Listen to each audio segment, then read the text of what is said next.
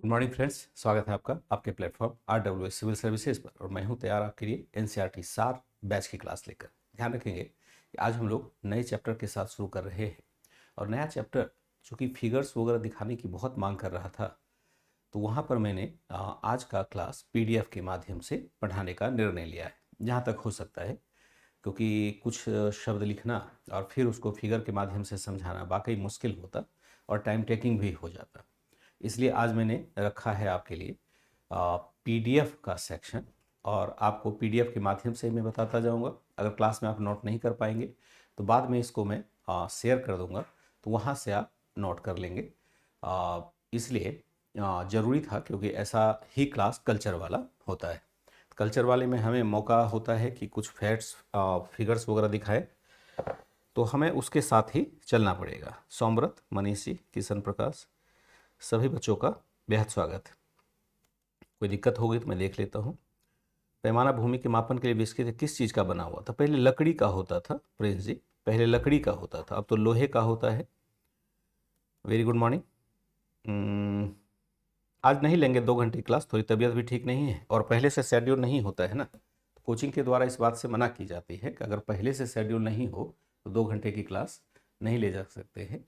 और दूसरा है कि फिर मेरी फिर 12 बजे से भी एक क्लास होती है जिसके लिए PDF वगैरह बनाना होता है।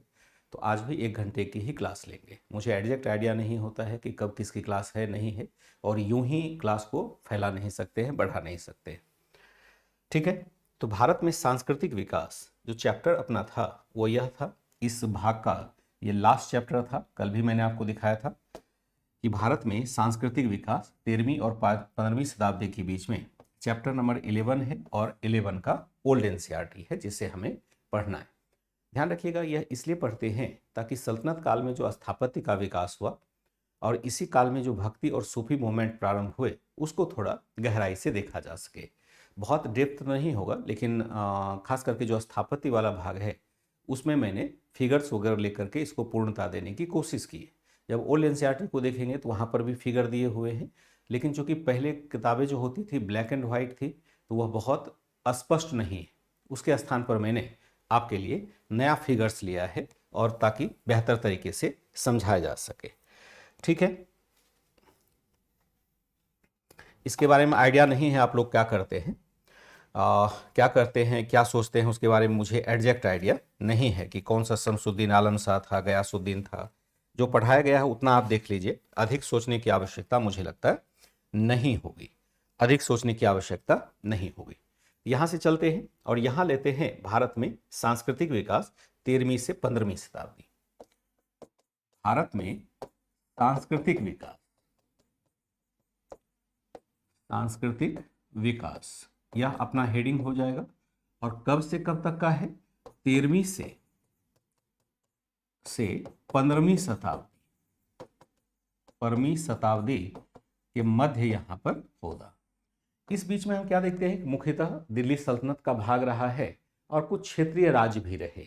तो क्षेत्रीय राज्य के बारे में तो बहुत अधिक यहाँ जानकारी नहीं दी गई है, लेकिन दिल्ली सल्तनत के अधीन कुछ सांस्कृतिक विकास हुए, इसे यहाँ पर जरूर बताया गया है और अच्छे से बताया गया है। ध्यान रखेंगे, थोड़ा यहाँ PDF का भी प्रयोग हम कर सकते हैं। इस काल में देखते हैं कि दिल्ली सल्तनत की स्थापना के पश्चात, सल्तनत की स्थापना के पश्चात क्या हो जाएगा? पश्चात सांस्कृतिक विकास का नया दौर प्रारंभ। सांस्कृतिक विकास का नया दौर प्रारंभ, विकास का नया दौर प्रारंभ होता है। कैसे प्रारंभ हुआ, क्यों प्रारंभ हुआ? यहां सवाल उत्पन्न होता है, क्यों होता है? क्योंकि नई संस्कृति का समावेशन होता है। नई संस्कृति का समावेशन होता है। समावेशन हुआ किसके साथ? भारतीय संस्कृति के साथ। भारतीय संस्कृति के साथ नई संस्कृति का समावेशन हुआ। जो तुर्क अपने साथ लाए थे, उस संस्कृति का भारतीय संस्कृति के साथ समावेशन हुआ। तो स्वाभाविक है कि कुछ नई प्रवृत्ति हमें यहाँ पर दिखने को मिलेगी। और ये जो तुर्की सल्तनत था, तुर्की सल्तनत को भी देखेंगे तो आवश्यक नहीं कि यह केवल अपने ही बल पर आगे बढ़ा हो, इसका कल्चर केवल अपने ही बल पर आगे बढ़ा हो, इसने भी तमाम जो संस्कृतियां थी टर्की के आसपास या अफगानिस्तान तक के सबको समाहित किया हुआ था। यानी उसने अपनी संस्कृति को इनरिच किया था विभिन्न संस्कृतियों के मेल से। और भारत जब वह संस्कृति आती है तो भारत में खुद ही अपना एक कल्चर, रिच कल्चर हुआ करता था सभी मामलों में, चाहे स्थापत्य हो, चाहे पेंटिंग्स हो, चाहे नृत्य गायन साहित्य हो, सबकी अपनी संस्कृति थी। लेकिन जब दोनों का समावेशन होगा तो जो मध्य एशिया की संस्कृति है वह भारतीय संस्कृति से मिलेगा। और इसी क्रम में हम क्या देखते हैं कि नई नई रुचियों का समावेशन होता है। खास करके हम पहले स्थापत्य में स्पष्टता से इसे देखेंगे और फिर अन्य क्षेत्र में भी देखेंगे।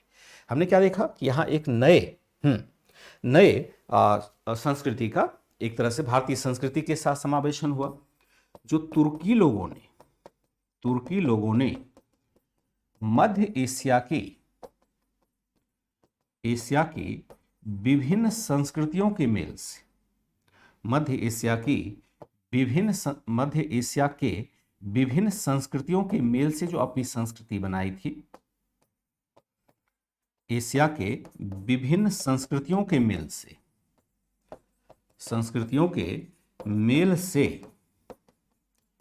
जो अपनी संस्कृति बनाई थी,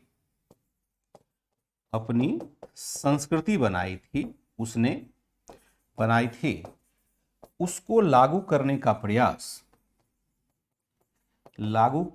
प्रयास किसके द्वारा किया गया?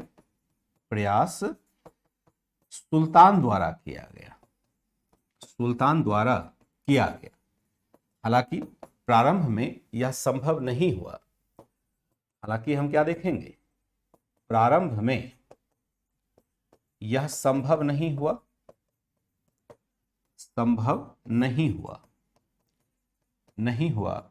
धीरे धीरे जब दिल्ली सल्तनत स्थापित होता चला गया, जब दिल्ली सल्तनत की जड़ें मजबूती से जम गई, यह प्रभाव अधिक स्पष्ट हुआ। मजबूती से स्थापित हुई तो यह प्रभाव क्या होगा? तो यह प्रभाव अधिक स्पष्ट हुआ। अब देखिए यहां कहना क्या चाहता है, मैं इसको एक बार समझाता हूं। स्पष्ट हुआ जरा मैं बताता हूं, क्या एक बार लिख लेंगे फिर मैं बोर्ड पर आता हूं। दिल्ली सल्तनत की स्थापना के पश्चात सांस्कृतिक विकास का नया दौर प्रारंभ हुआ। क्यों हुआ? कि नई संस्कृति का समावेशन हुआ भारतीय संस्कृति के साथ। तुर्की लोगों ने मध्य एशिया की विभिन्न संस्कृतियों के मेल से जो अपनी संस्कृति बनाई थी उसको लागू करने का प्रयास एक तरह से सुल्तानों द्वारा किया गया। हालांकि प्रारंभ में यह संभव नहीं हुआ। धीरे धीरे जब दिल्ली सल्तनत की जड़ें मजबूती से स्थापित हुई तो यह प्रभाव अधिक स्पष्ट हुआ। देखिए होता क्या है कि शुरुआत में तुर्की लोग आए, सल्तनत की स्थापना की, लेकिन क्या सल्तनत की स्थापना पूरे भारत में अचानक से हो गई? नहीं, केवल छोटे से क्षेत्र में होती है, दिल्ली और उसके आसपास के क्षेत्र में होती है। लेकिन चाहे छोटा क्षेत्र हो या बड़ा क्षेत्र हो, नए समूह की दो आवश्यकताएं तो थी। क्या आवश्यकताएं थी? नए समूह जो भी आएंगे, जैसे आप ही कहीं मान लो पूरा गांव उठ करके कहीं चले जाते हैं, तो दो आवश्यकता तो आपकी बेसिक तौर पर होगी। पहला कि आपका आवास स्थल कोई होना चाहिए जहां पर कि आप रात में विश्राम कर सकें, अपना घर जिसे बना सकें। और दूसरा है कि प्रार्थना स्थल भी होना चाहिए जहां की आप अपना इबादत कर सके या प्रार्थना कर सकें। दो तो चाहिए किसी भी नए समूह को। जब दिल्ली में तुर्की सल्तनत के लोग स्थापित होते हैं तो इस चीज की कमी उसे खली। क्यों? क्योंकि ये लोग गर्म मुल्क से आए हुए थे। जो टर्की का एक एरिया देखते हैं, मध्य एशिया का क्षेत्र देखते हैं, वहां का जलवायु भारत के जलवायु से कंप्लीट डिफरेंट था। दिल्ली की अगर बात करें तो दिल्ली थोड़ा गर्म भी होता है, दिल्ली की अपनी जलवायु नहीं होती है, वह राजस्थान से भी प्रभावित होगा। अगर राजस्थान में धूल भरी आंधी चलेगी तो दिल्ली में आप देखेंगे कि गर्मी बढ़ जाती है। अगर हिमाचल प्रदेश में बर्फबारी हो रही है तो दिल्ली में सर्दी बढ़ जाएगी। दिल्ली का पर्टिकुलर अपना मौसम नहीं है, जो कभी बहुत गर्म होता है और कभी एक्सट्रीम कोल्ड भी हो जाता है। तो जब यहां पर ये लोग आए तो अपनी जरूरतों के हिसाब से कुछ आवास की आवश्यकता इन्हें महसूस हुई कि निवास स्थल कुछ बनाए जाए। और यह भी स्थापित हुआ कि कहीं बैठ करके हम इबादत भी कर सके। घर में बैठने वाली इबादत थी नहीं, मस्जिद की जरूरत हुई। प्रार्थना गृह केवल इसलिए नहीं था कि वहां जाके आप प्रार्थना कर सके। मस्जिद केवल इसलिए आवश्यक नहीं होता है कि वहां पर हम बैठ करके अजान दे सके, बल्कि इसलिए भी आवश्यक होता है कि वह मिलने जुलने का एक स्थल भी हो जाता है। वहां पर बहुत सारे लोग जाते हैं और आपस में विचार विमर्श भी करते हैं। इसी बहाने नए और पुराने का संगम भी होता है। तो शुरुआत में जब आए यहाँ पर तो आवश्यक तो नहीं है कि यहाँ उसे ये सब बातें मिल पाएंगी, क्योंकि यहाँ तो दिल्ली सल्तनत हिंदू कल्चर हुआ करता था, मुख्यतः राजपूतों का कल्चर था। यहाँ पर या तो मंदिर थे या विद्यालय थे या आवास स्थल थे। तो ऐसे थे जो राजमहल है, जैसे किला ए राय पिथौरा है, राजमहल जैसा था जहाँ की जो उसके लिए सुटेबल नहीं था। तो सबसे पहले इन लोगों ने इसी दोनों पर काम किया। लेकिन नया भवन बनाना तो संभव नहीं होगा, तत्कालिक तौर पर आपके पास इतने संसाधन नहीं है कि नया मकान बनाना शुरू कर दें, और नए मकान बनाने में 20 साल का समय लग जाता है। तो इन्होंने तत्कालिक तौर पर क्या किया कि जो हिंदुओं के मंदिर थे या उसके आवास स्थल थे, उसको तोड़ करके अपना आवास स्थल बना लिया या अपना इबादत खाना बना लिया। जैसे शुरुआत के दौर में आप देखेंगे कुतुब मीनार का परिसर है, कुतुब मीनार दिल्ली में है। कुतुब मीनार के परिसर में जाएंगे तो वहां के स्थापत्य को देखेंगे तो आपको स्पष्ट दिखाई देगा कि पहले हिंदू स्थापत्य था और इसको तोड़ करके इस्लामिक स्थापत्य में ढाल दिया गया है। एकदम से स्पष्ट रूप से दिखाई देगा, क्योंकि वो चिन्ह अभी भी उसमें बरकरार है, क्योंकि उसको तोड़ा नहीं जा सका। तो शुरुआत में जब ये लोग आते हैं तो जो यहाँ के स्थापत्य थे उसी को तोड़ करके अपना आवास स्थल या प्रार्थना गृह बना लेते हैं। लेकिन जैसे जैसे दिल्ली सल्तनत स्थापित होता गया, खास करके इल्तुतमिश के बाद, फिर नए नए भवन भी बने और स्वतंत्र इस्लामिक भवन भी बनने लगे। खासकर मकबरों का निर्माण बड़े तेजी से हुआ। मकबरा किसको कहते हैं? मकबरा कहते हैं जहां पर कि किसी को दफनाया जाता है। हिंदू रीति रिवाज में हम जला देते हैं, नदियों के किनारे ले जाकर के बॉडी को जला देते हैं, उसके राख को प्रवाहित कर देते हैं और कुछ भी अवशेष नहीं बचता है।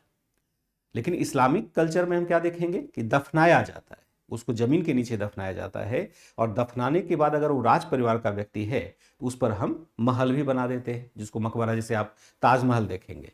ताजमहल क्या है? एक मकबरा है जहां पर कि शाहजहां और उनकी बेगम मुमताज बहन के साथ और भी रानियों को दफनाया गया है। तो इस प्रकार से शुरुआत के दौर में जब यह सल्तनत स्थापित नहीं हुआ था तो यहीं के भवन को इसने ट्रांसफर करने की कोशिश की। लेकिन जैसे जैसे यह सत्ता स्थापित होती गई वैसे वैसे इन्होंने अपने भी भवन का निर्माण प्रारंभ कर दिया, अपने भी नए भवनों का निर्माण इसने प्रारंभ कर दिया। ठीक है, हमने क्या देखा कि यहां पर जड़ें मजबूती से स्थापित हुई तो यह प्रभाव अधिक स्पष्ट हुआ। प्रारंभ में स्थापत्य की क्यों आवश्यकता थी? तुर्की विजेताओं को, जो मैंने अभी बर्बली समझाया उसको लिख लेंगे। तुर्की विजेताओं के लिए, विजेताओं को स्थापत्य की क्या आवश्यकता थी? स्थापत्य की क्या आवश्यकता थी? दो तो आवश्यकता थी ही, आवश्यकता थी। तो पहला यहां पर हो जाएगा रहने के लिए आवास स्थल, रहने के लिए आवास स्थल जहां पर वह रह सके। और दूसरा होगा प्रार्थना गृह होना चाहिए, प्रार्थना के लिए, प्रार्थना के लिए प्रार्थना गृह होना चाहिए। प्रार्थना गृह जिसको हम क्या कहेंगे? मस्जिद कहेंगे। जिसको हम क्या कह सकते हैं? मस्जिद कह सकते हैं, जहां हम प्रार्थना करते हैं। हिंदुओं में कहते हैं तो मंदिर कहलाता है, और इस्लाम में कहते हैं तो मस्जिद कहलाता है। यहां पर हम क्या देखते हैं कि एक तरह से दो चीज यहां आवश्यक था, बहुत ही आवश्यक था। ठीक है, दो चीज क्या था? बहुत ही आवश्यक था। प्रार्थना के लिए प्रार्थना गृह है और रहने के लिए आवास स्थल है, ये दोनों तो चाहिए। तो शुरुआत में यानी प्रारंभ में हम क्या कर सकते हैं? प्रारंभ में तुर्की लोगों ने यहीं के स्थापत्य को तोड़कर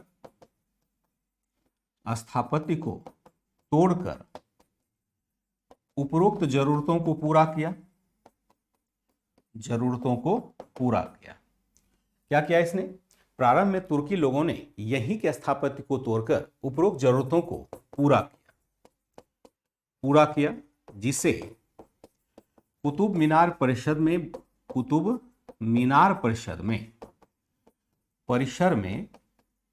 वर्तमान में भी देखा जा सकता है, वर्तमान में भी देखा जा सकता है। कभी कुतुब मीनार परिसर देखेंगे तो स्पष्ट रूप से आपको दिखाएगा। प्रारंभिक तौर पर यहाँ 2 स्थापत्य का निर्माण होता है। प्रारंभिक तौर पर हम क्या देखते हैं, यहाँ पर 2 स्थापत्य का निर्माण यहाँ पर हम देखते हैं। जैसे पहला हम देखेंगे कि जैसे दिल्ली में देखेंगे, प्रारंभिक स्थापत्य जो हो जाएगा वो कौन हो जाएगा, प्रारंभिक स्थापत्य होगा वह होगा कुतुब उल इस्लाम मस्जिद हो जाएगा, कुतुब उल इस्लाम मस्जिद परिसर हो जाएगा। कुतुब उल इस्लाम मस्जिद कहाँ है, यह है आपका लाल किले के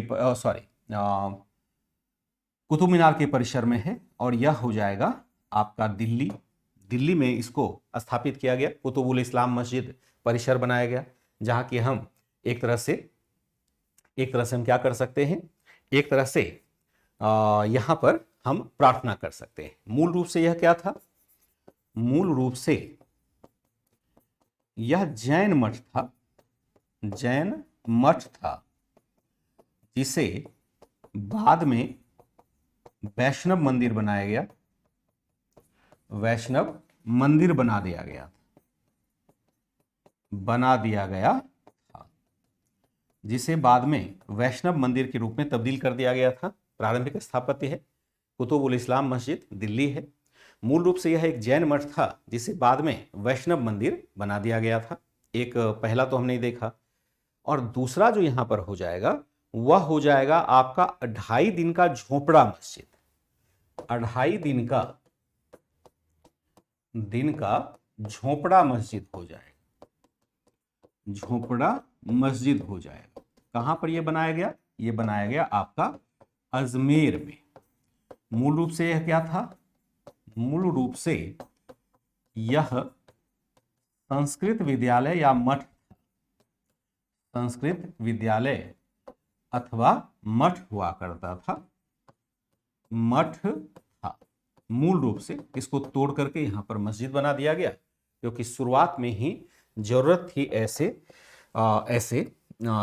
ऐसे लोगों की, ऐसे स्थापत्य की जरूरत थी, ऐसे स्थापत्य की हमें जरूरत थी। यहाँ की प्रिंस गुप्ता आपको तेजी से लिखना पड़ेगा, फिर आपने डिस्टर्ब करना शुरू कर दिया है, तो आपको क्या करना है, थोड़ा तेजी से लिखना पड़ेगा। समझाने के समय मैं साइड में रखूंगा तो फिर तो आप किताब पढ़ लिया करो। अनर्गल सब मांग करते हैं ना, बड़ा अंदर से बड़ा क्रोध आता है। तो 2.5 दिन का झोपड़ा मस्जिद है, अजमेर है। मूल रूप से यह एक तरह से संस्कृत विद्यालय या संस्कृत मठ हुआ करता था, संस्कृत विद्यालय या संस्कृत मठ हुआ करता था। इसमें हम क्या देखते हैं, कुब्बत इस्लाम मस्जिद के ठीक सामने, कुब्बत उल इस्लाम मस्जिद के ठीक सामने 3 मेहराबों वाले द्वार बनाकर उल इस्लाम मस्जिद के ठीक सामने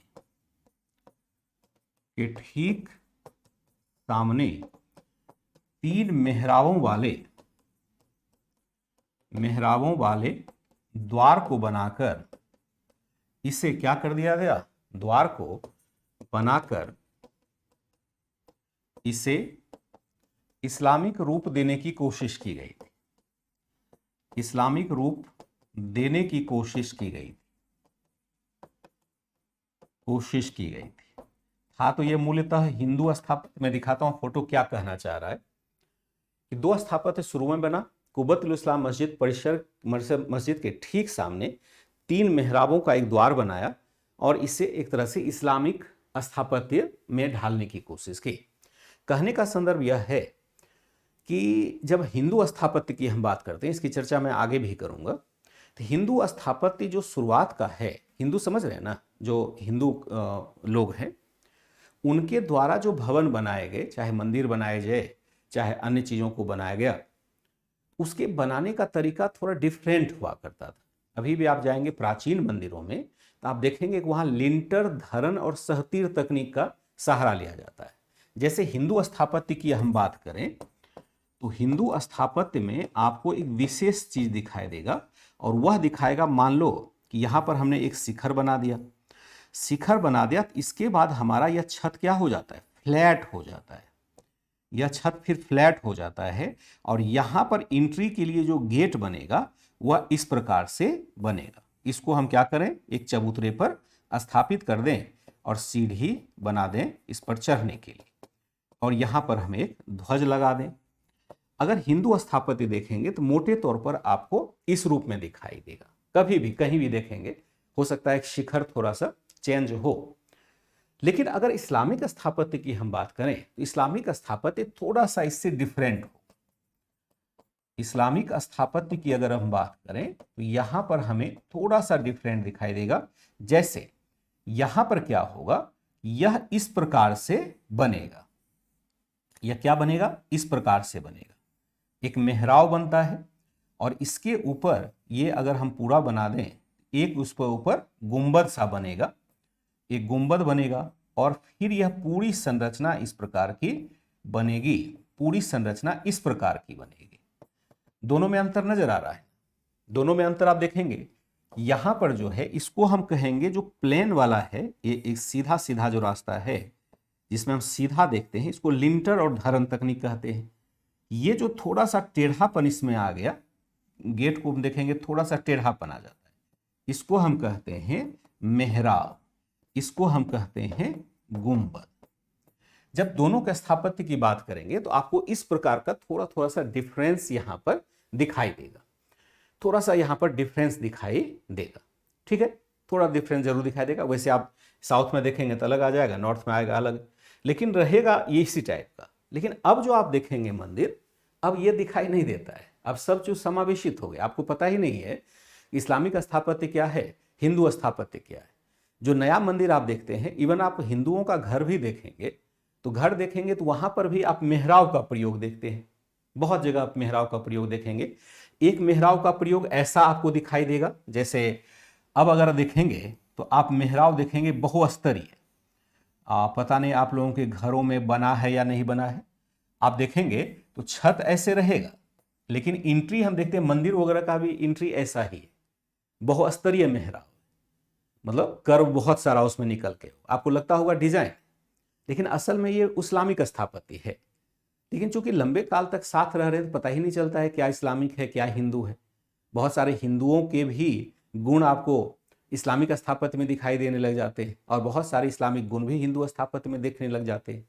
लेकिन शुरुआत के दर पर जब हम देखते हैं कि कुब्बतुल इस्लाम मस्जिद के ठीक सामने 3 मेहराबों वाले द्वार को बनाकर इसे इस्लामिक रूप देने की कोशिश की गई, क्योंकि ये जो मेहराब की पद्धति थी, मेहराब की पद्धति मूलतः इस्लामिक पद्धति होती है। इस्लामिक पद्धति यहां पर होती है। नहीं बनाना है कोई दिक्कत नहीं है, आप समझिए, आप समझिएगा तो खाली समझ लीजिएगा, मैं समझाने की कोशिश कर रहा हूं। अब जरा चलते हैं पीडीएफ के माध्यम से, क्योंकि यहाँ पर बहुत सारे फिगर्स को आपको दिखाना है। बहुत सारे फिगर्स को देखते हुए चलेंगे तभी बातें क्लियर होंगी, क्योंकि स्थापत्य संरचना बिना फिगर से दिमाग में बैठेगा ही नहीं कि कैसी स्थापत्य संरचना थी, क्या लिखा जा रहा है। इसलिए हमने देखा यहाँ पर जो मैंने लिखा था समझाने के लिए, यहाँ पर ऑलरेडी थोड़ा लिखा हुआ भी है। क्या लिखा है कि प्रारंभिक दिनों में हिंदू स्थापत्य को ही इस्लामिक प्रार्थना गृह यानी मस्जिद के रूप में तब्दील किया गया। उदाहरण के लिए कुब्बतुल इस्लाम मस्जिद दिल्ली में है। यह मूलतः एक जैन मंदिर था, बाद में वैष्णव मंदिर बना दिया गया, फिर इसे ही थोड़े बहुत परिवर्तन के साथ मस्जिद बना दिया गया।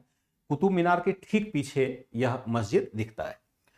2.5 दिन का झोपड़ा मस्जिद कहाँ बनाया गया? अजमेर में बनाया गया। यह एक संस्कृत विद्यालय या मठ था। कुतुबुद्दीन ऐबक के काल में इसको तोड़ करके मस्जिद बना दिया गया। कुब्बतुल इस्लाम मस्जिद के ठीक सामने 3 मेहराबों का ढांचा खड़ा कर इसे इस्लामिक रूप दिया गया, जो लास्ट लाइन मैंने लिखा था। अब कैसे दिया गया जरा इसको देख लेते हैं कि किस प्रकार से दिया गया। अब देखिए ये वाला, अगर कुतुब मीनार के परिसर को देखेंगे तो आप कुतुब मीनार के परिसर में ये वाला जो पिलर देखते हैं ना, ये गुप्त शासक का है, गुप्त शासक चंद्रगुप्त का है। ये जो पिलर आप देखते हैं लोहे का पिलर है, इसी की चर्चा हम लोग गुप्त काल में भी करते हैं, और इसी परिसर में स्थापित है, किसी सल्तनत के लोगों ने स्थापित करवाया था। लेकिन अब यहां देखिए कि इसने क्या किया, एकदम से लगा कि इसने एक स्थापत्य बना दिया है। और यहां देखिएगा ये जो पार्ट पूरा का पूरा है ये अभी भी हिंदू स्थापत्य। ये आप गुंबद देखेंगे तो गुंबद लगेगा ऊपर से थोप दिया गया है, यानी जबरदस्ती गुंबद बना दिया गया है, क्योंकि हिंदू स्थापत्य में गुंबद होता नहीं था। लेकिन इस गेट को बना करके, चूंकि इसके पीछे ही वह कुबतुल इस्लाम मस्जिद है, इस गेट को बना करके यह दिखाने की कोशिश की गई, गेट बनाना तो सरल है, वो तो 2-4-10 दिन में बन जाएगा। यह दिखाने की कोशिश की यह एक भव्य इस्लामिक स्थापत्य है, जबकि हकीकत क्या है अगर पीछे आप देखेंगे तो सभी हिंदू स्थापत्य ही है। फिर हम देखते हैं कि आगे जब तुर्की सल्तनत की पूर्णतः स्थापना हो गई, आगे जब तुर्की सल्तनत की पूर्णतः स्थापना हो गई तो तुर्कों ने स्वतंत्र इमारत का निर्माण प्रारंभ किया। इस काल में इस्लामिक इमारत की 3 बातें खास थी। इस सजावट में केवल ज्यामितिक आकृति, कुरान की आयतें तथा फूल और बेल बूटों का प्रयोग करना, मेहराबों का प्रयोग करना और गुंबद का निर्माण करना। अब देखिए सजावट के लिए क्या होता है कि जब भी हम हिंदू स्थापत्य को देखते हैं तो सजावट के लिए वहां पर मंदिरों में आप अक्सर देखेंगे कि सजावट के लिए दीवारों पर, गेटों के ऊपर मूर्तियों का निर्माण किया जाता है, चाहे पशु पक्षियों का निर्माण किया जाता है। कहीं मोर की आकृति मिलेगी, कहीं सिंह की आकृति मिलेगी, जो विभिन्न जानवर हो सकते हैं, कहीं पैरट की आकृति मिलेगी, कहीं मानव रूप में मूर्ति बना करके रखा गया है सजावट के लिए। हिंदू स्थापत्य में देखेंगे तो अभी भी है, लेकिन इस्लामिक स्थापत्य में यह नहीं किया जा सकता है। इस्लाम का सिद्धांत कहता है कि जीवित व्यक्ति का निर्माता केवल अल्लाह है, दूसरा कोई व्यक्ति नहीं बना सकता, इवन वह फोटो भी नहीं बना सकता है। उसको हराम माना गया है कि हम मूर्ति नहीं बना सकते हैं, किसी जीव का चित्रण नहीं कर सकते हैं, ये इस्लाम में बाध्यता है। तो अब अगर मस्जिद बना रहे हैं तो मस्जिद बनाने के लिए सजाएंगे किस चीज से? तो सवाल ये होता है, हिंदू स्थापत्य में तो हम पेड़, फूल, पौधे, जीव, जानवर, मनुष्य सबसे सजा देते थे और बड़ा ही उसको अलग अलग रंग डाल करके बहुत अच्छा बना देते हैं। लेकिन इस्लामिक स्थापत्य में क्या करेगा? इस्लामिक स्थापत्य के लिए फिर क्या किया गया कि सजावट के लिए केवल ज्यामितिक आकृति। ज्यामितिक आकृति का मतलब क्या होगा? कहीं गोल बना दिया, कहीं षटकोण बना दिया, कहीं त्रिभुज बना दिया, कहीं इस टाइप के अलग अलग सीक्वेंस में बना करके। जैसे आप लोगों का घर अगर होगा, जो लिंटर वाला घर होता है, उसमें देखेंगे तो छत पर एक आप पट्टी देखेंगे, छत के साथ लगा हुआ, शायद अब नहीं है तो होता है, छत के साथ एक पट्टी देखेंगे जिसको हम वेंटिलेटर कहते हैं। जिसको हम क्या कहते हैं? वेंटिलेटर कहते हैं। अगर इस टाइप से आकृति कोई बना दी जाती है तो सजावट में इसका भी हम प्रयोग करते हैं। एक सीमेंट का की जाली लगाई जाती है घरों में, जिसको हम वेंटिलेटर कहते हैं, और सीमेंट की जाली लगभग इसी टाइप से दिखाई देगी। यह क्या है? ज्यामितिक आकृति है, सर्किल सर्किल बना दिया, कहीं षटकोण बना देगा, चौकोन बना देगा, फूल पत्ती बना देगा, लेकिन बनाएगा इसी टाइप से। और इसको 1.5 बाय 2 फुट में हम लगा देते हैं घर के ऊपर, ताकि वहां से गर्म हवा निकल सके। लेकिन यह आप देखेंगे कि इस्लामिक स्थापत्य में यह आम हो जाता है, क्योंकि वहां पर हम मूर्तियों का निर्माण नहीं कर सकते हैं। सजावट में केवल ज्यामितिक आकृति, कुरान की आयतें और फूल और बेलबूटों का प्रयोग किया जाता है। मेहराबों का प्रयोग हम करते हैं और गुंबदों का निर्माण करते हैं। ये इस्लामिक स्थापत्य की बेसिक बातें हो जाती है, बेसिक बातें हमें दिखाई देती है। जैसे आप देखें गुंबद, गुंबद कैसा दिखाई देगा? ये दिखाई देगा जो प्रारंभिक गुंबद है इससे भी थोड़ा सा बुरा होगा, धीरे धीरे ये गुंबद बढ़ता जाएगा, विशाल होता जाएगा, इसकी भी विकास की अलग अलग अवस्थाएं रही। और दूर से आप देखें, ये तो बाद का स्थापत्य है, ये हुमायूं का मकबरा है, दिल्ली में है। लेकिन अगर देखें तो दूर से कि किस प्रकार से यहाँ पर गुंबद का समावेशन किया गया और किस प्रकार से यहाँ पर मेहराब का निर्माण किया गया। हर जगह देखेंगे एक ही शैली की चीजें आपको दिखाई देगी। यहाँ देखें, जहां पर भी देखें, मेहराब और गुंबद मुख्यतः इस्लामिक स्थापत्य की निशानी हो जाती है। मेहराब और गुंबद के क्या लाभ थे? मेहराब ने खंभों की आवश्यकता समाप्त कर दिया, जिससे बड़े बड़े साफ दिखने वाले कक्ष बन सकते थे, और गुंबद से स्थापत्य की भव्यता बढ़ जाती थी। अब देखिए होता क्या है कि लिंटर और धरन तकनीक वाला जो जनरली हम घर देखते हैं, जैसे आप अपना ही घर देखिए, घर में क्या होता है? सपाट छत होता है, लिंटर हम सीधा डालते हैं। जब लिंटर सीधा डालते हैं तो उस लिंटर को संभालने के लिए, अगर मान लो कि हमने सीधा लिंटर डाला, इसको संभालने के लिए बहुत सारे हमें खंभे लगाने पड़ते, तब तो जाकर उस पर टिकेगा। नहीं, अगर खंभे हटा देंगे तो फिर लिंटर ही गिर जाएगा। घर बनाते हैं तो उसमें खंभे क्यों बनाते हैं, पिलर क्यों बनाते हैं?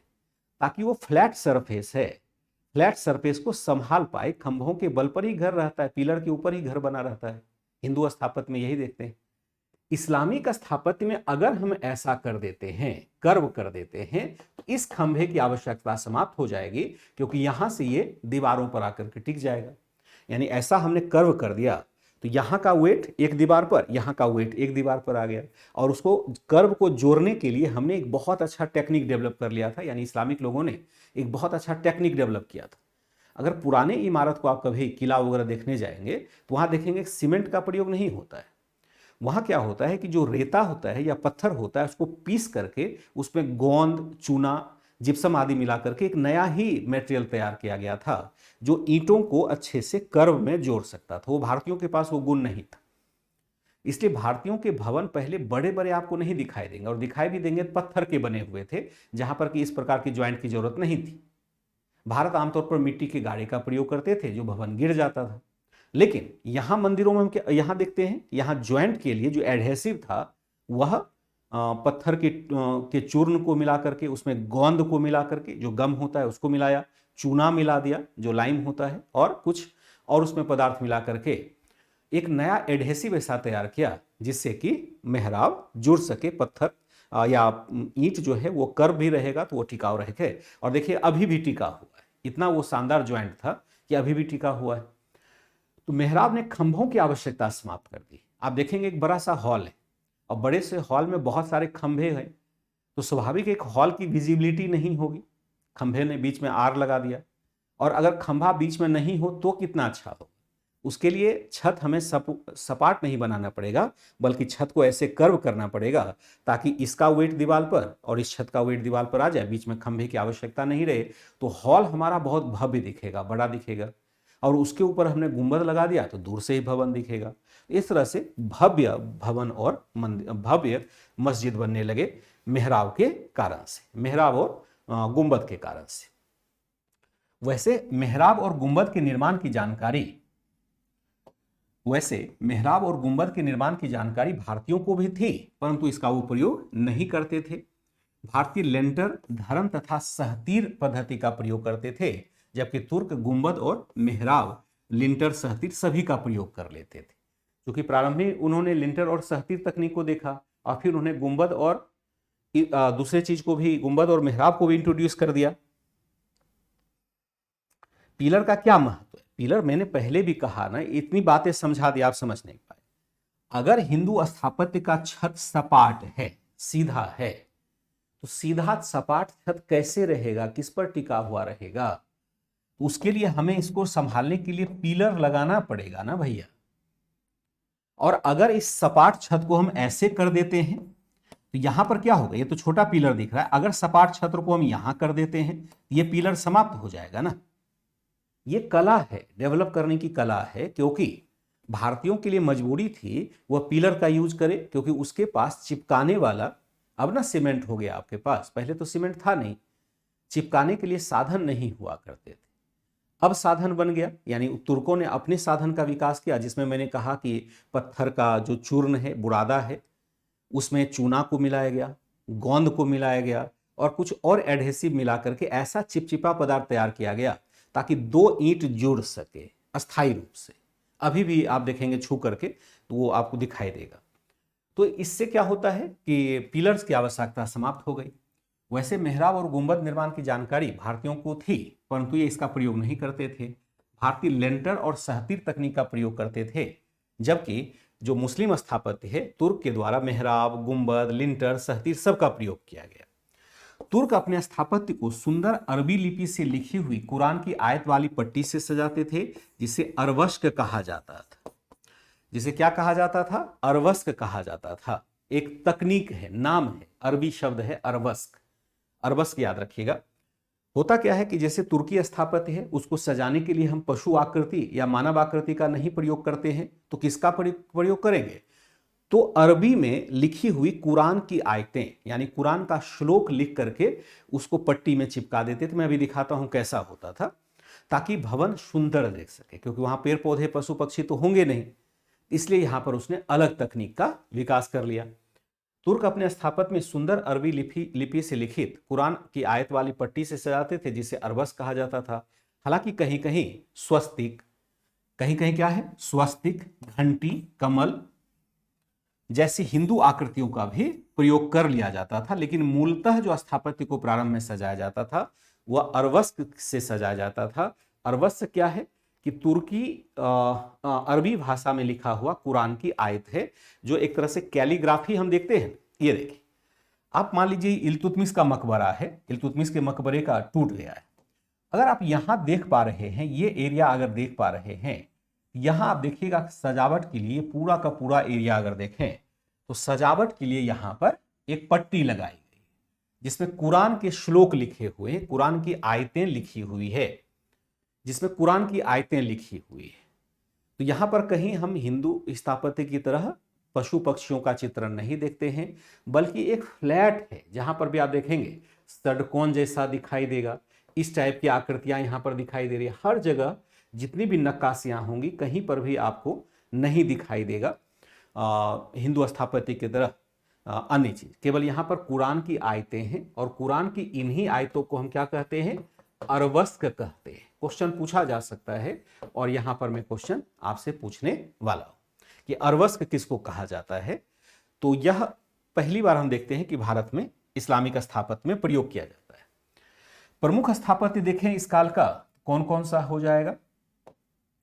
प्रमुख स्थापत्य जो इस काल का होगा, कुतुब मीनार होगा, 71.4 मीटर ऊंची ये मीनार बनाई गई है, बहुत ऊंची एक मीनार बनाई गई है। यह उत्तरोत्तर पतला होता चला गया है, आधार पर 15 मीटर, जबकि ऊपर जाकर के केवल 3 मीटर रहता है। उत्तरोत्तर पतला होने का मतलब क्या होगा कि हम आधार पर देखते हैं कि मोटा हो जाता है, और ऊपर जाकर के पतला होता है। यहां पर हम देखते हैं 15 मीटर, यहां पर 3 मीटर ही रह जाता है।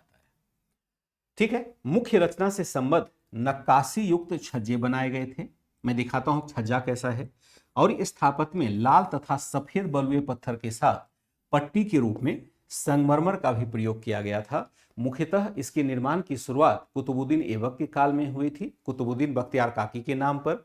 बाद में इल्तुतमिश के काल में जाके पूरा हुआ, और आगे फिरोज शाह तुगलक के द्वारा भी इसमें इन्वेस्टमेंट किया गया। कुतुब मीनार की संरचना देखें तो आपको इस प्रकार से दिखाई देगी।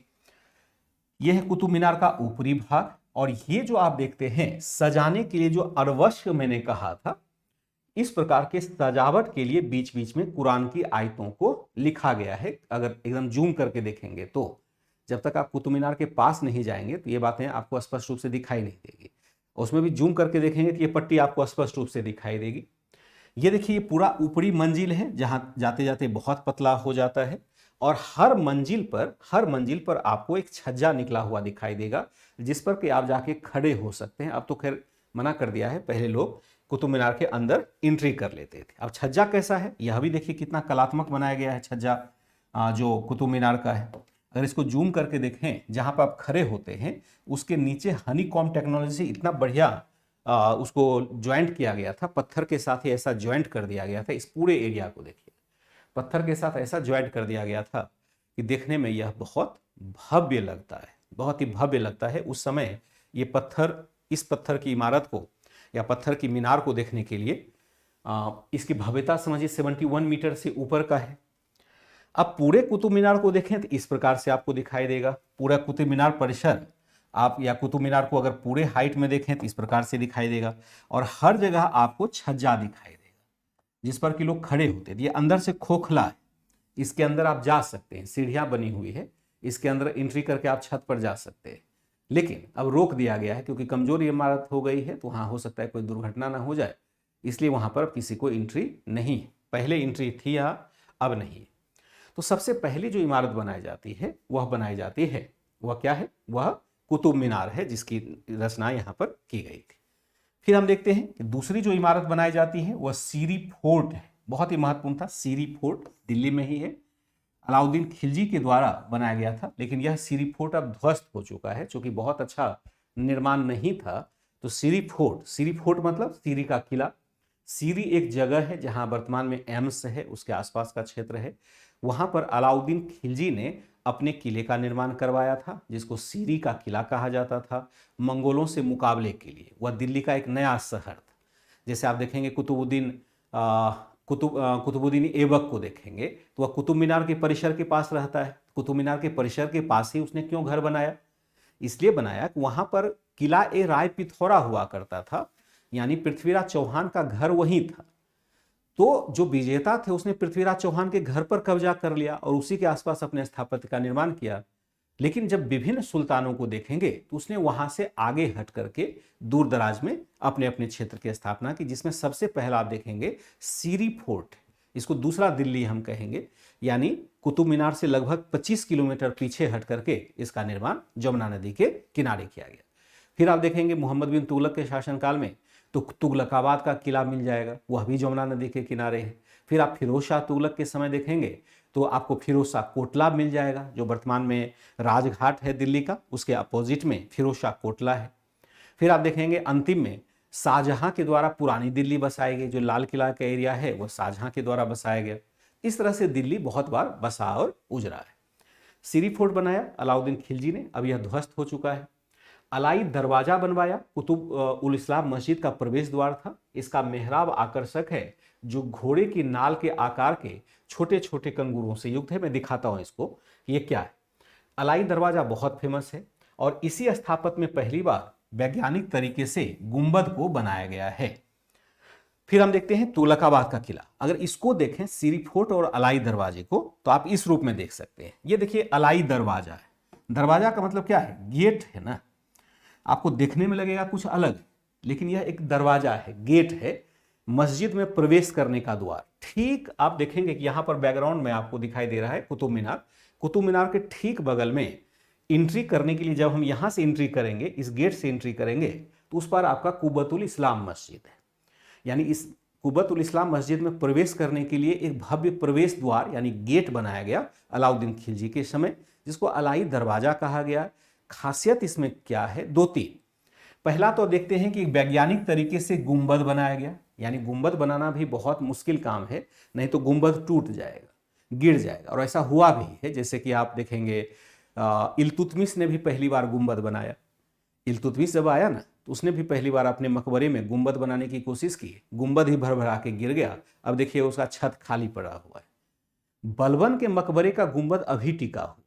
वैसे तो एनसीईआरटी में कहा जा रहा है कि सबसे पहला वैज्ञानिक गुंबद अलाई दरवाजा में है, लेकिन पहली बार जो प्रयास किया गया वैज्ञानिक तरीके से गुंबद बनाने का, वह बलबन ने अपने मकबरे में किया था। और बलबन के मकबरे का गुंबद अभी भी टिका हुआ है, हालांकि जंगल झाड़ में है, लेकिन टिका हुआ है। लेकिन ये बड़ा भव्य सा मंदिर बना, भव्य सा प्रवेश द्वार बनाया गया, जिसमें आप देखेंगे सफेद बलुए पत्थर का प्रयोग किया गया प्रभाव उत्पन्न करने के लिए। लाल के साथ सफेद का तालमेल बिठाया गया। और यहां पर देखेंगे जो प्रवेश द्वार है, ये मेहराब है, यह आपको घोड़े के नाल के आकार का बनाया गया। और हर मेहराब के नीचे एक नया नया कंगूरा, एक छोटा छोटा एक डिजाइन बनाया गया। हर में क्या देखते हैं? थोड़ा छोटा छोटा एक डिजाइन बनाया गया। ये डिजाइन पहले इस्लामिक स्थापत्य में नहीं था, भारत आने के बाद ये सब डिजाइन इंट्रोड्यूस हुआ है। आप देखेंगे तो आपको ताज्जुब लगेगा कि ऐसा डिजाइन आप हर जगह देखेंगे, जहां पर भी मेहराब होगा वहां पर भी ये आपको डिजाइन, यहां पर भी दिखाई देगा, यहां पर दिखाई देगा, यहां पर भी दिखाई देगा। एक छोटा छोटा डिजाइन बनाया गया। और यह विशेषता अलाउद्दीन खिलजी के काल की है, उसके पहले किसी भी मकबरे में नहीं बनता है। फिर हम देखते हैं ये एक और मीनार बनाने की कोशिश की गई थी अलाउद्दीन खिलजी के द्वारा। ये आप कुतुब मीनार देखते हैं, कुतुब मीनार के ठीक सामने कुतुब मीनार से डबल हाइट का एक मीनार बनाने की कोशिश की थी अलाउद्दीन खिलजी के द्वारा, लेकिन उसका देहांत हो गया पहले ही। ये 22-23 फीट तक तो बना, लेकिन वह अब खंडहर अवस्था में है। उसको आगे किसी ने इस प्रोजेक्ट को आगे बढ़ाया नहीं, किसी भी सुल्तान ने नहीं बढ़ाया। तो यह एक डबल ऊंचाई का मीनार बनना था। ठीक सामने आप देख रहे हैं ये कुतुब मीनार है, इसके ठीक सामने बिल्कुल आमने सामने 10-15 फीट की दूरी पर ही यह मीनार बनाने की कोशिश की गई थी, लेकिन यह मीनार बन नहीं सका और यह ध्वस्त हो गया, पहले ही गिर गया। और ये देखिए आपका सीरी फोर्ट का किला है, जो अब ढह चुका है, उसमें कुछ रहा नहीं है। इसलिए हमने इस चीज को देखा कि यहां पर सीरी फोर्ट का किला क्या हो चुका है? ध्वस्त हो चुका है। सीरी फोर्ट है अलाउद्दीन खिलजी, अब यह ध्वस्त हो चुका है। अलाई दरवाजा है, कुतुबुल इस्लाम मस्जिद का प्रवेश द्वार है। इसका मेहराब बहुत आकर्षक है, घोड़े की नाल के आकार का छोटे छोटे कंगूरों से युक्त है। इसी स्थापत्य में पहली बार वैज्ञानिक तरीके से गुंबद बनाया गया। तुगलकाबाद का किला किसने बनाया? तो गयासुद्दीन तुगलक तथा मोहम्मद बिन तुगलक के काल में यह किला निर्मित किया गया। यमुना नदी के जल को रोककर इसमें कृत्रिम झील भी बनाया गया था। तुगलकाबाद का किला एक बहुत बड़ा किला था, तत्कालीन भारत में कहें तो सर्वश्रेष्ठ किला था, लेकिन यह किला भी ध्वस्त हो चुका है। यह भी अब टिकाऊ नहीं रहा, यह भी गिर गया, इसके दीवार गिर गए, चोरों के द्वारा ईंटें चुरा ली जाती है, तो वह अब किला अस्तित्व में है नहीं। जरा देखना है देख लेते हैं, ये सब सारी बातें देख चुके हैं। यह है तुगलकाबाद का किला, एक बहुत विशाल परिसर में बनाया गया था, लेकिन अब आप देख सकते हैं कि यह बिल्कुल स्थापत्य ठीक नहीं है, अवस्था में नहीं है, बिल्कुल ये खंडहर की अवस्था में है।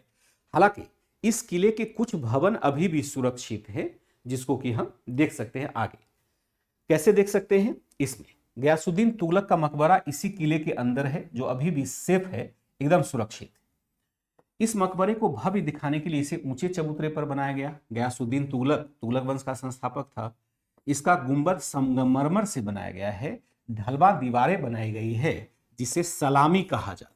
देखिए, स्थापत्य में अगर हम देखें तो स्थापत्य अगर बनता है, मान लो कोई भी स्थापत्य बनता है, अगर मान लो कि मैंने एक इस्लामिक स्थापत्य बनाया, इस्लामिक स्थापत्य में एक गुंबद का प्रयोग कर लिया।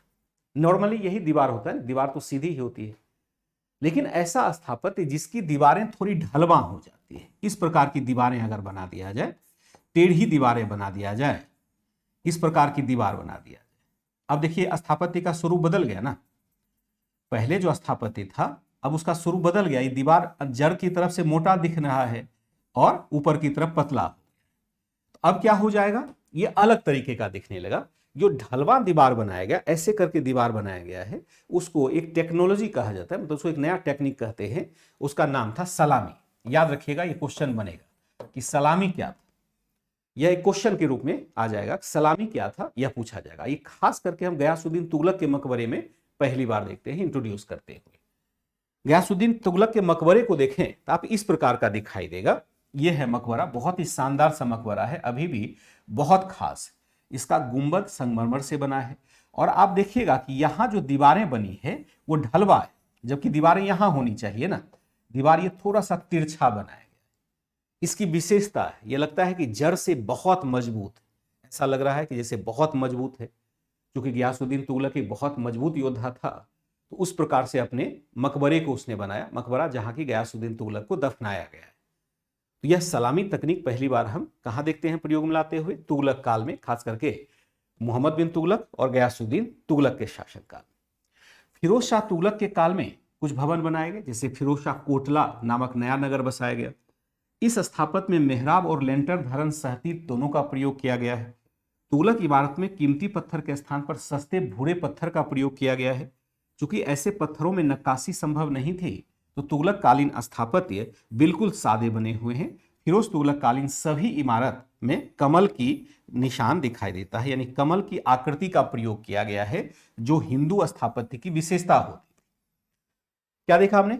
तुगलक इमारत में कीमती पत्थर के स्थान पर सस्ते भूरे पत्थर का प्रयोग किया गया, कि बहुत रुचि नहीं होती है किसी किसी का स्थापत्य बनाने में। तो चूंकि भूरे पत्थर पर आप देखिएगा, जैसे ताजमहल किससे बना हुआ है? संगमरमर से बना हुआ है, मार्बल से बना हुआ है। मार्बल एक कठोर होता है पदार्थ, कठोर मतलब पत्थर है, उसको हम काट करके वहां पर डिजाइन बना सकते हैं। लेकिन भूरे पत्थर जो लाल बलुआ पत्थर होता है, उस पर डिजाइन नहीं कर सकते, वो भड़भड़ा करके गिर जाएगा। इसलिए तुगलक कालीन भवन में आपको बहुत अधिक डिजाइन आपको दिखाई नहीं देगा, सादा सादा यह भवन दिखाई देता है, जैसे यह हमने देखा। और यह देखें सीरी, यह है आपका फोर्ट, किसका? यह फोर्ट है आपका, ये किला है फिरोज शाह कोटला, फिरोज शाह का किला है, जो दिल्ली राजघाट के आसपास है। और ये जो पिलर देखते हैं इसके ऊपर खड़ा किया गया है, यह अशोक का पिलर है, जो फिरोज शाह तुगलक ने लगाया था। ये भी खंडहर अवस्था में है, फिरोज शाह कोटला का किला भी खंडहर अवस्था में है, दिल्ली में ही है। लोदी काल में कुछ स्थापत्य बहुत अच्छे बनाए गए, लोदी काल में कुछ विशेषताएं नहीं आ जाती है। इस काल में भी मेहराब, लेंटर, धरन, सहतीर सभी का प्रयोग जारी रहा, और हालांकि कुछ नई विशेषताएं जुड़ी, जैसे गुजराती तथा राजस्थानी विशेषता को समावेशित करते हुए छोटी छोटी छतरियों का समावेशन स्थापत्य के साथ किया। अब छोटी छोटी छतरियां क्या होती है, मैं स्थापत्य दिखाऊंगा तो बता दूंगा। होता क्या है कि पहले इस्लामिक स्थापत्य को देखें, वहां पर केवल एक गुंबद होता है और नीचे धरोहर बना होता है। लेकिन अब गुंबद के समानांतर छोटे छोटे गुंबद बनाए जाने लगे लोदी काल में। यह विशेषता गुजरात और राजस्थान में प्रचलन में थी, लेकिन अब समाहित कर लिया गया मुस्लिम स्थापत्य के साथ। लोदियों ने अपनी इमारत को ऊंचे चबूतरे पर बनाया ताकि यह भव्य दिख सके, और सबसे बड़ी बात है कि इमारत को बगीचे के मध्य बनवाया, जिसे चारबाग शैली कहा जाता है। दोहरे गुंबद का प्रयोग प्रारंभ होता है और नीचे की दो विशेषताओं को मुगलों के द्वारा भी अपनाया गया। जरा इस बात को देख लीजिएगा, ये क्या कह रहा है। जैसे हम इमारत को देखते हैं, अगर मान लीजिए लोदी काल में हम देखें तो दो तीन बातें स्पष्ट होती है। पहला तो हमने क्या कहा कि एक स्थापत्य तो हमने बनाया, स्थापत्य बनाया, इसमें गुंबद बनाया, ठीक है, पहले भी ये बनता था, स्थापत्य पहले भी ये बनता था, कोई दिक्कत नहीं है। अब इसने क्या कर दिया कि इसको एक ऊंचे प्लेटफॉर्म पर बनाना शुरू किया ताकि ये भव्य दिख सके। और गुंबद एक सिंगल होता है, जैसे आप गुंबद को देखें, गुंबद हम ऐसे एक बना सकते हैं, नहीं, गुंबद हमने ऐसे बना दिया, इसको हम कहेंगे सिंगल डोम, क्योंकि अंदर से देखेंगे तो ऊपर इतना बड़ा बड़ा बन गया है, अंधेरा दिखाई देगा, चिड़िया कबूतर आदि उसमें बैठा हुआ मिलेगा, बड़ा भद्दा सा लगेगा, अंधेरा अंधेरा दिखाई देगा। अब ना लाइट हो गया, पहले तो लाइट था नहीं। अगर एकदम से गहरा हम बना दें ऊपर, तो ऊपर अंधेरे के कारण बहुत भद्दा लगेगा, बाहर से तो देखने में भव्य लगेगा लेकिन अंदर से बड़ा भद्दा लगेगा। तो लोदी ने क्या किया कि डबल डोम बनाना शुरू किया, दोहरा गुंबद बनाना शुरू किया, और इसके नीचे क्या किया उसने, एक फॉल्स सीलिंग लगा दिया। अब आप नीचे से देखेंगे तो आपको यही छत दिखाई देगा, जबकि गुंबद असल में इतना ऊंचा है। सिंगल डोम जो होगा वो ये होगा जिसमें कि एक ही परत है, और डबल डोम में हम डबल कर देते हैं परत, दो परत बना देते हैं। नीचे से देखेंगे तो छत थोड़ी दूर पर दिखाई देगा, ऊपर से देखेंगे तो गुंबद बड़ा भव्य दिखाई देगा। एक ही व्यवस्था इंट्रोड्यूस किया, और एक व्यवस्था जो खास इंट्रोड्यूस किया वह इस प्रकार की व्यवस्था को इंट्रोड्यूस किया कि जो इमारत बनाए जाने लगे वह इमारत एक बगीचे के मध्य बनाए जाने लगे। कहां बनाए जाने लगे, एक बगीचे के मध्य, चारों तरफ बगीचा है और बीच में इमारत। पहले कहीं भी बना दिया जाता था। माना जाता है कि इस काल में एक नई विचारधारा उत्पन्न हुई कि किसी ने कहा कि अल्लाह का जो घर है, अल्लाह जहां रहते हैं, जैसे हम एक परिकल्पना करते हैं हिंदू धर्म में कि स्वर्ग है, स्वर्ग में क्या करते हैं परिकल्पना, एक बहुत बड़ा बड़ा भवन है, बहुत सारे अप्सराएं हैं, बहुत सारे बाग बगीचे हैं। इसी परिकल्पना को आगे बढ़ाते हुए इस्लाम में भी यह परिकल्पना की गई कि अल्लाह का जो घर है वह बगीचों के बीच में है और उस बीच से नहर गुजरती है। तो लोगों ने, जो सुल्तान थे, उसने अपने मरने के बाद अपना भवन वैसा ही बनाना चाहा जैसा अल्लाह का भवन है। इसलिए देखिएगा लोदी का मकबरा आपको इस प्रकार से दिखाई देगा। और अगर कभी आप आगरा जाते हैं देखने के लिए, आगरा जाइए, या दिल्ली में रहते हैं तो दिल्ली में हुमायूं का टॉम्ब है, हुमायूं का मकबरा है। हुमायूं का मकबरा और आगरा का जो ताजमहल है लगभग एक जैसा दिखाई देगा, केवल संगमरमर का प्रयोग छोड़ दें और मीनार का प्रयोग छोड़ दें तो। ये सभी इमारत चारबाग शैली में बना हुआ है, यानी चारों तरफ बगीचे हैं और बीच में इमारत बना है। कभी आप आगरा में जाएंगे या आगरा के ताजमहल का ओवरव्यू देखेंगे तो आप देखेंगे कि ताजमहल बगीचे के बीच में बना हुआ है। शाहजहां ने भी ऐसा इस पद्धति का अनुपालन किया, लेकिन शुरुआत इसकी लोदी काल में ही होती है। क्या देखा हमने, इस काल में भी मेहराब और लेंटर धरन का प्रयोग होता रहा। गुजराती तथा राजस्थानी विशेषता को समावेशित करते हुए छोटी छोटी छतरियों का समावेशन किया गया। अब ये छोटी छोटी छतरियां क्या थी, अब देखिए ये है लोदी का मकबरा, सिकंदर लोदी का। यहां देखेंगे मूल गुंबद तो है, और ये देखिएगा कि हर चारों तरफ आपको छोटी छोटी गुंबद बनाए गए।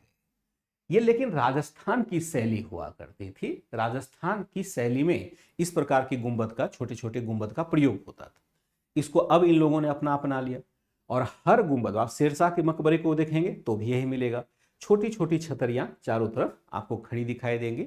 यह विशेषता आपको विशेष करके लोदी काल में ही दिखाई देता है, इससे पहले के काल में दिखाई नहीं देता है। लोदियों ने अपनी इमारत को ऊंचे चबूतरे पर बनाया, इमारत को बगीचे के मध्य बनवाया जिसे चारबाग शैली कहा गया, दोहरे गुंबद का प्रयोग किया गया, और नीचे की दो विशेषता को मुगलों के द्वारा भी अपनाया गया था। ये हमने देखा, ये लोदी का मकबरा है और लोदी गार्डन जो दिल्ली में है, जिसको हम लोदी गार्डन कहते हैं, वहां पर ये बना हुआ है। अगर आप दिल्ली के रहने वाले हैं तो आप जाकर के विजिट कर सकते हैं। फिर देखेंगे यहाँ पर एक तिहरा मेहराब दिखाई देगा, 1 2 3 मेहराब, एक नई कलात्मक ऊंचाई यहाँ पर आपको दिखाई देगी। ये किसी अन्य काल में दिखाई नहीं देती है। यह है लोदी का ही मकबरा है, लोदी काल में ही बना हुआ है, लोदी गार्डन में ही बना है। लोदी गार्डन बड़ा ही फेमस गार्डन है, जो बड़े बड़े लोग होते हैं वही घूमने यहाँ पर जाते हैं और बहुत ही अच्छा मेंटेन किया हुआ गार्डन है लोदी के काल का। ठीक है, दिल्ली सल्तनत से इतर विभिन्न क्षेत्र के स्थानीय शासकों ने भी कुछ अपने स्थापत्य का विकास किया, स्थापत्य की प्रांतीय शैली का विकास किया, जो नई रुचियों को दिखाता है। खासकर जौनपुर, मालवा, गुजरात, बंगाल आदि में कुछ नई प्रांतीय शैलियों का विकास होता है। 1-2 बार इसको और पढ़ेंगे, पहली बार स्थापत्य पढ़ रहे हैं तो आपको यहाँ पर कुछ और पढ़ने की आवश्यकता होगी, लेकिन तकरीबन इतना जरूर इसमें दिया गया है, एनसीईआरटी से ही मैंने लिया है, बाहर नहीं लिया है। इतना जरूर दिया है कि आपको समझ में भी आ जाए। इसको मैंने अपनी भाषा में लिख दिया है, इसको नोट्स में आप शामिल कर लीजिएगा। मैं A4 साइज में मैटर दे देता हूँ, ताकि जो आपका प्रिंटिंग मैटर जाएगा, यानी जो हाथ से लिखा हुआ मैटर जाता है, उसमें वह मैटर शामिल हो जाए। यहाँ से आपको लिखने की जरूरत नहीं होगी इस PDF से। यह PDF सिर्फ मैं आपको शेयर कर देता हूँ। जो आपके पास फ्रेश PDF जाता है लिखा हुआ, वहाँ पर मैं इसको A4 साइज में बना के दे दूंगा, ताकि उसको उसमें शामिल कर लिया जा सके और आपको फिर वह मिल भी जाए। ठीक है, कुरान और पुरान एक जैसे शब्द हैं तो हैं, इसमें क्या कर सकते हैं तो हैं, देखे नहीं है तो एक बार देख लेंगे। देखिए होता क्या है कि फतेहपुर सिकरी में दरगाह है, लेकिन उसकी शैली अलग हो जाएगी ना। फतेहपुर सिकरी इससे 300 साल बाद, 400 साल बाद जाके बनता है। जो शुरुआत के स्थापत्य देखते हैं वह तो उतना बढ़िया नहीं होगा, लेकिन ज्यों ज्यों आप देखते हैं लोदी काल तक आते आते तो स्थापत्य अच्छा होते जाता है। और फिर आप मुगल काल में देखेंगे तो स्थापत्य का चरम विकास आपको दिखाई देगा ताजमहल में। ताजमहल को आप ऐसे आसानी से मत निहारिए, ताजमहल में इतनी खूबसूरती है, इतनी पचिकारी है, इतना उसमें पेंटिंग बढ़िया ज़बरदस्त किया गया है, जिसको पितरादुरा कहते हैं। वैसा पेंटिंग तो मैंने जीवन में देखा ही नहीं, कहीं नहीं देखा है। इसलिए ताजमहल को अगर देखने जाए तो साधारण आंखों से ताजमहल को ना देखें, ताजमहल को विशेष आंखों से देखने की जरूरत है। इतना भव्य है कि जितनी भी आंखों को भर कर देखेंगे उतना ही आपको अधूरापन नजर आएगा। उसके मार्बल की खूबसूरती और उस पर जो पच्चीकारी की गई है, वैसा नामुमकिन है वर्तमान में भी बनाना। तो इसलिए ताजमहल सर्वश्रेष्ठ हो जाता है। धीरे धीरे स्थापत्य का विकास होगा तो उस काल में हम जाके देखते हैं सर्वश्रेष्ठ बनता हुआ चला जाता है। हाँ, सब जगह घूमने के पैसे लगते हैं, जहां भी मैं दिखा रहा हूं ना, जहां भी मैंने दिखाया सब जगह घूमने के पैसे लगते हैं। पैसे केवल यूट्यूब पर पढ़ाते हैं वहां नहीं लगता है। बाकी आप अंबानी भाई साहब को दें, अडानी भाई साहब को दें, जिसको दें, रिचार्ज कराएंगे, घर से बाहर निकलेंगे, ई-रिक्शा पर चढ़ेंगे, हर जगह पैसे लगते हैं। केवल यूट्यूब पर आप पढ़ते हैं तो आपके पैसे खर्च नहीं होते हैं, लेकिन वहां पर भी डाटा आपका खर्च होता है। पैसे तो भैया हर जगह लगेंगे, बिना पैसे का अर्थव्यवस्था चलती नहीं है। और मॉन्यूमेंट्स जितने भी हैं उनको संरक्षित करने के लिए पैसे की जरूरत होती है। मुझे लगता है कि ताजमहल वगैरह में अच्छा खासा टिकट भी लिया जाता है, फॉरेनर्स वगैरह से तो बहुत ज़्यादा लिया जाता है, और उससे ही उसका मेंटेनेंस किया जाता है, नहीं तो फिर एकदम गंदा गंदा सा रहता। आप बलबन के मकबरे को दिल्ली में देखेंगे तो लगेगा कि एकदम कुछ है ही नहीं, अभी भी जाल, मतलब ताज्जुब लगेगा। मुझे तो बलबन के प्रति थोड़ी सी आस्था है। आस्था का मतलब है कि मैं बलबन को एक मजबूत शासक मानता हूँ और मुझे मजबूत शासक हमेशा अच्छा लगता है। लेकिन बलबन के मकबरे की स्थिति देखेंगे तो बड़ा दयनीय है। थोड़ा दर्द होता है कि बलबन का मकबरा यूं इस अवस्था में कैसे, एक ठूंठ सा है, एक जगह खड़ा है, और गुंबद वैसे उसका बरकरार है। तो खैर ये सब चलता रहता है। इतिहास की नज़र से देखेंगे स्थापत्य को तो बहुत अधिक मजा होता जाएगा। ठीक है, बहुत अधिक मजा आएगा इतिहास की नज़र से देखते जाएंगे तो। हाँ, नहीं देखा है ताजमहल तो ताजमहल जरूर देखिए। अब पढ़ाई छोड़ करके ताजमहल देखने नहीं जाना है। जो आगरा के आसपास, मथुरा के आसपास के बच्चे हैं वो सब जा सकते हैं, कुछ पैसे वहाँ कम लगेंगे उनको। अब कोई पूर्वी उत्तर प्रदेश से ताजमहल देखने जाएगा तो उनको पैसे अधिक लगेंगे ना, वो सब अभी मत करना है। मेरी ही नज़रों से आप स्थापत्य को पढ़िए और फिर जब मौका लगेगा ऑफिसर बन जाइएगा, फिर घूमने जाइएगा, तब मजा आएगा। आज की क्लास को लेकिन यही एंड करते हैं। कल मैं आता हूँ तो भक्ति और सूफी मूवमेंट को शुरुआत करूँगा, क्योंकि यहाँ पर फिगर के साथ ही आपको दिखाना था तो मैंने PPT बना के दिखा दिया। कल से मैं लिख करके ही फिर से पढ़ाऊँगा। ठीक है बच्चे, बाय एंड टेक केयर।